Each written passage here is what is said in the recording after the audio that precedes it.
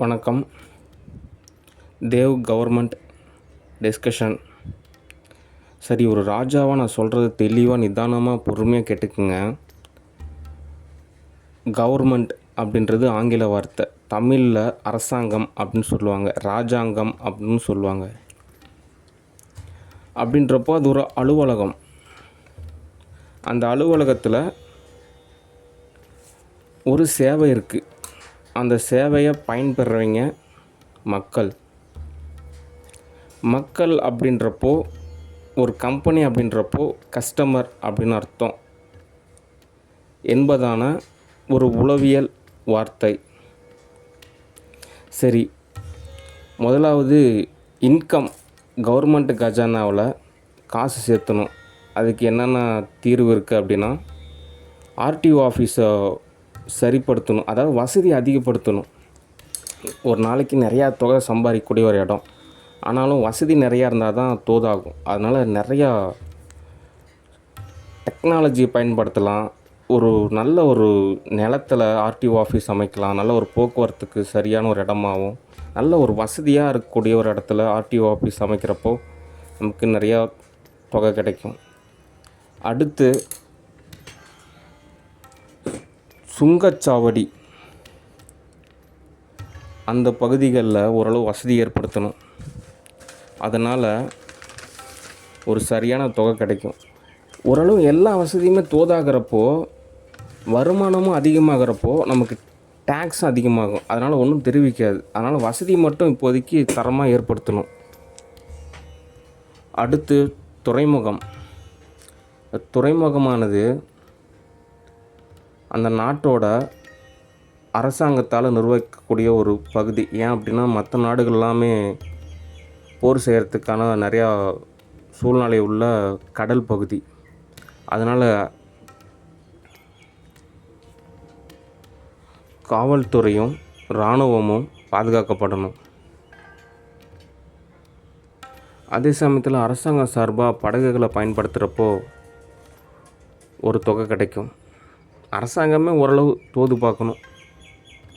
அப்போனா தான் தனியார் அமைப்பில் இயங்கக்கூடிய மீனவர்களுக்கும் படகுகளுக்கும் நிறையா விதத்தில் பயனுள்ள நிலையில் தோதாகும். அதே சமயத்தில் கேஷும் கிடைக்கும். ஓகே. அடுத்து கவர்மெண்ட் பூங்கா.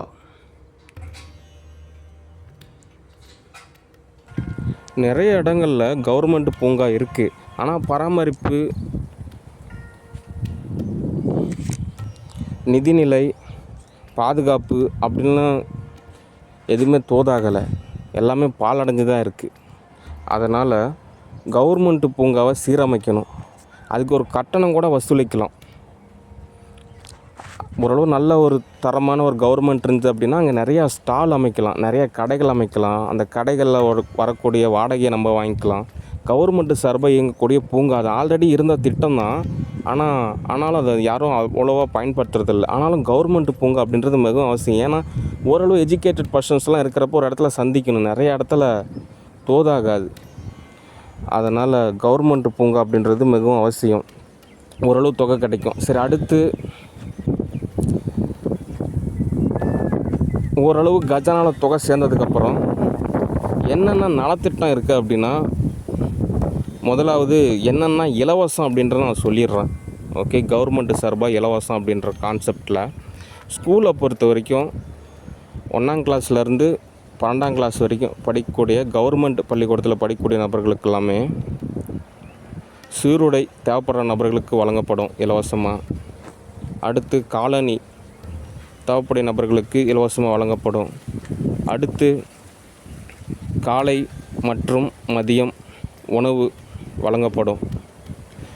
ஒரு ரிஜிஸ்ட்ரேஷன் மட்டும் செஞ்சிட்டிங்கன்னா போதும். இந்த மாதிரி நாங்கள் உணவு சாப்பிட வரோம் அப்படின்னு சொல்லிட்டிங்கன்னா அதுக்கு தகுந்த மாதிரி அவங்க சமைச்சு வைப்பாங்க.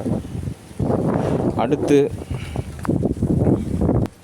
இலவச பஸ் பாஸ் வழங்கப்படும். அதாவது பேருந்து பயணிக்கிறப்போ இலவசமாக பயணிக்கலாம். அடுத்து தேவைப்படக்கூடிய நபர்களுக்கு 10 நோட்டு புத்தகம் வழங்கப்படும். அடுத்து பாட புத்தகமும் இலவசமாக வழங்கப்படும். அந்த புக்கு வாங்கினா கிழியாமல் அதை சரியாக பயன்படுத்தணும். ஏன்னா புத்தகம் அச்சடிக்கிறது கொஞ்சம் செலவு அதிகம். அடுத்து குடிநீர் வசதி தரமாக ஏற்பாடு செய்து தரப்படும். அடுத்து கழிவறை வசதி தரமான நிலையில் ஏற்படுத்தி செய்யப்படும். அந்த பாத்ரூம் க்ளீன் பண்ணுறதுக்கும் ஆளுங்களை நியமித்து அவங்களுக்கு ஒரு சம்பளம் கொடுத்தா தான் டாய்லெட் க்ளீனாக இருக்கும். ஓகே. அடுத்து தேவையான மேஜை, சேர் மற்றும் பள்ளிக்கு தேவையான அனைத்து பொருட்களும் தயார் செய்து தரப்படும். அடுத்து காலேஜை பொறுத்த வரைக்கும் அதே மாதிரி பஸ் பாஸு, ஸ்காலர்ஷிப் இருக்குது. அதுக்கப்புறம் நிறையா ப்ரோக்ராம் இருக்கும். அந்த ப்ரோக்ராமில் நீங்கள் ஓரளவு தொகை சம்பாதிக்கிற மாதிரி கேம்ஸ் எல்லாம் இருக்கும், அசைன்மெண்ட் இருக்கும். அதில் ஓரளவு உங்களுக்கு கேஷ் கிடைக்கும். அடுத்து வசதி நல்லா தரமாக செய்து தரப்படும். அடுத்து நிறைய இடத்துல டவர் கிடைக்கிறது ஒரு சிரமமாக இருக்குது. அதனால் நிறைய இடத்துல டவர் அமைக்கப்படும்.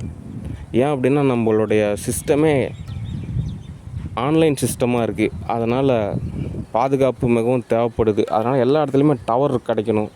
அடுத்து நீர் தொட்டி அமைக்கப்படும். அந்தந்த பகுதிகளில் தேவைப்படக்கூடிய நபர்களுடைய குழுக்களுக்கு நீர் தொட்டி, ஒரு தண்ணி டேங்க் அமைச்சோம்னா தான் தண்ணி வசதிக்கு தோதாக இருக்கும். அடுத்து தூய்மை பணியாளர், நிறையா தூய்மை பணியாளர்கள் பணி நியமனம் செய்யப்படுவாங்க. ஏன் அப்படின்னா நிறைய இடத்துல ஒரு சுத்தபத்தமே இல்லாமல் தோதாகாத ஒரு நிலையில் தான் இருக்குது. அதனால் நிறையா தூய்மை பணியாளர் தேவைப்படுறாங்க. அடுத்து விலங்குகள் பாதுகாப்பு அமைப்பு அப்படின்ற நிலையில் இந்த பாம்பு, இந்த நாய், இந்த தேள், ஏதோ அனிமல்ஸ் எல்லாம் நிறையா சேதாரத்தையும் அட்டாக்கையும் ஏற்படுத்துகிற மாதிரி நிலை இருக்குது. அதனால் விலங்குகள் பாதுகாப்பு மையம்னு சொல்லிட்டு ஒன்று ஆரம்பித்தா தான் அந்த வனத்துறை டிபார்ட்மெண்ட்டுக்கும் ஓரளவு தோதாகும். ஏன்னா ஊரில் சுற்றுற பாம்பு அந்த இதெல்லாம் எடுத்து போய் வனத்துறையில் ஒரு பாதுகாப்பான இடத்துல பராமரிப்பு செய்யக்கூடிய ஒரு பகுதியில் தான் விடணும். அப்போ தான் அந்த பாம்பு மறுபடியும் ஊருக்குள்ளே திரும்ப வராமல் சேதாரத்தை ஏற்படுத்தாமல் இருக்கும். அது வனத்துறை தான் பிடிச்சிட்டு போகணும். அது அவங்க தான் ஒரு அமைப்பு நிர்வகிக்கணும். அதே சமயத்தில் விலங்குகளோட இனப்பெருக்கத்தையும் ஒரு சமநிலைப்படுத்தணும். இது எல்லாமே விலங்குகள் பாதுகாப்பு மையம் இயங்கிக்குவாங்க, நிர்வகிப்பாங்க. அடுத்து நிறையா குழந்தைங்க கூட இந்த ரேபிஸ் நாயெல்லாம் கடிச்சு விட்டுருது. ஹாஸ்பிட்டலுக்கு கொண்டு போகிறதுக்கு முன்னாடியே சேதாரம் ஏற்பட்டுருது. அதனால் இந்த நாய்கள் எல்லாத்தையும் ஓரளவு ஒழுங்குபடுத்தணும். அப்பப்போ ஊசி போடணும், பராமரிக்கணும். அதாவது இந்த சென்னை, பெங்களூர், மும்பை இங்கெல்லாம் அப்பார்ட்மெண்ட்ஸ் இருக்கும். ஒவ்வொரு வளாகம் அப்படின்ற மாதிரி ஒரு 400 வீடு 300 வீடு அப்பார்ட்மெண்ட்ஸில் இருப்பாங்க. அங்கே கீழே பார்த்தீங்கன்னா கார்டன் இருக்கும், ஸ்விம்மிங் பூல் இருக்கும், பராமரிப்பு வசதி எல்லாமே இருக்கும். அதே மாதிரி தான் எல்லா பகுதிகளையும் ஓரளவு பாதுகாக்கப்படணும். ஏன்னா எல்லா இடமும் நமக்கு தேவைப்படுது. அதனால் அரசாங்க சார்பாக இலவசமான சேவை உங்களுக்கு சொல்லப்பட்டிருக்கு, தோதாகும். அடுத்து அரசாங்கம் ஊழியர்கள் இவ்வளவு ரணப்படுற அளவுக்கு தோது பார்க்குறத விட முன்கூட்டியே எல்லாத்தையும் ஓரளவு இனிமையாக தோது பார்க்கணும். அதனால் சம்பாதிக்கிறது ஓகே, ஆனாலும் ஹெல்த்து, ஹாப்பினஸ்ஸு தேவை. எனக்கு ஒரு வீடு தேவை. அப்போது அலுவலகமும் தேவை. அப்போ தான் அதிகப்படியான செயல்பாடு வேகமாக நடைபெறுவதற்கு உறுதுணையாக இருக்கும். சரி, நன்றி, வணக்கம், பாய்.